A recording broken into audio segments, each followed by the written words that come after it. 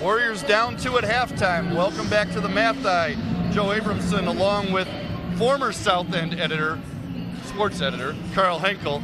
And Karl, we were mentioning during the first half about the 100th year of Wayne State's athletics coming up in the fall, and a lot of great historic things have happened here. But one of the events that not everybody's aware of is that in 1956, Wayne State basketball played in the NCAA Division I tournament. At that time, only the second school from Michigan to play in the tournament. Michigan played in 48, lost in the first round to Holy Cross. Well, Wayne State won their first game. They're the first Michigan school to win a game. They beat DePaul before losing in the Sweet 16 to Kentucky. You wrote a nice story about this. You did a lot of research, talked to a lot of these players. This was a big deal. It was. In 1956 was a very interesting team and a very interesting year. Not only was the basketball team good, they finished 18-3, went to the NCAA tournament. They were also very diverse. The racial makeup of that team was much different than other teams at that time. And then they were also uniquely athletic. They had a couple guys who actually went on to play baseball, semi-pro baseball. Their coach was actually a football coach to start with. So the elements of this team, just really fascinating. And they did have a player, George Brown, play in the NBA. Granted, not very long, but he played with the Minneapolis Lakers, got in the scoring book. At that time, the 31st African-American player in the history of the league. And, we talk about Glory Road and all that. Well, that was years later. This is way before that, and they dealt with some similar things. They did, including against Kentucky in the NCAA tournament game at halftime. They were playing in Iowa City, and there weren't split locker rooms. They were in the same room, separated by nothing more than a shower curtain. And with Wayne State leading 34-32 at halftime, the Kentucky coach looked at his players and he said, using a racial slur, if we lose to these guys, we're not going to make it back to Kentucky alive.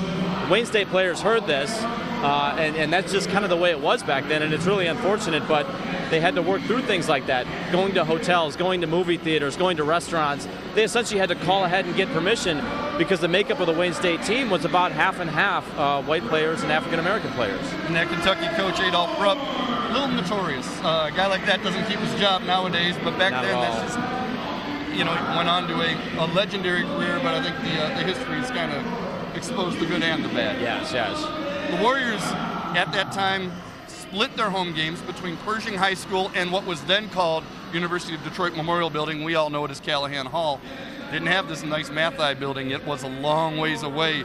But that team, like I said, lost 3 games all year. 1 to Morehead State, 1 to Kentucky, and 1 to Louisville. I mean, this was a really good basketball team. Yeah, so they did have the benefit of an easier schedule moving to a different conference that year, but they did only lose 3 games. Louisville won the NIT. Kentucky, is Kentucky, and Morehead State was a consolation game after they had lost to Kentucky.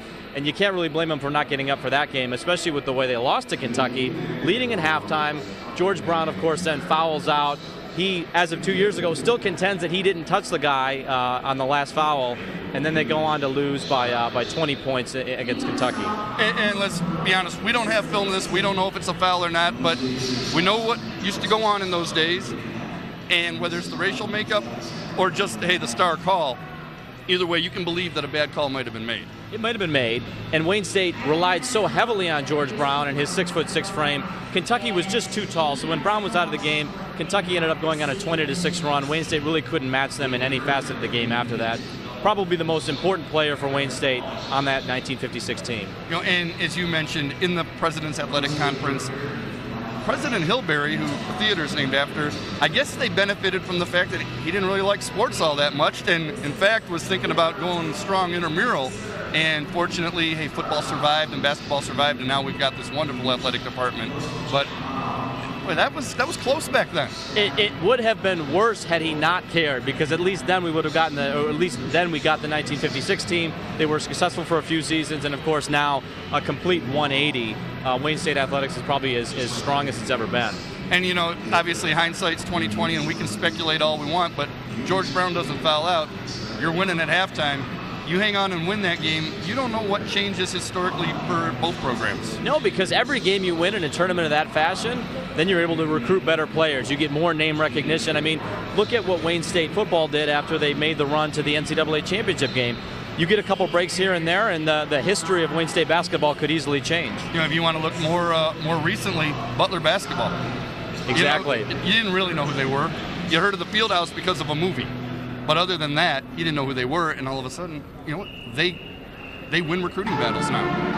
So, you got to believe that.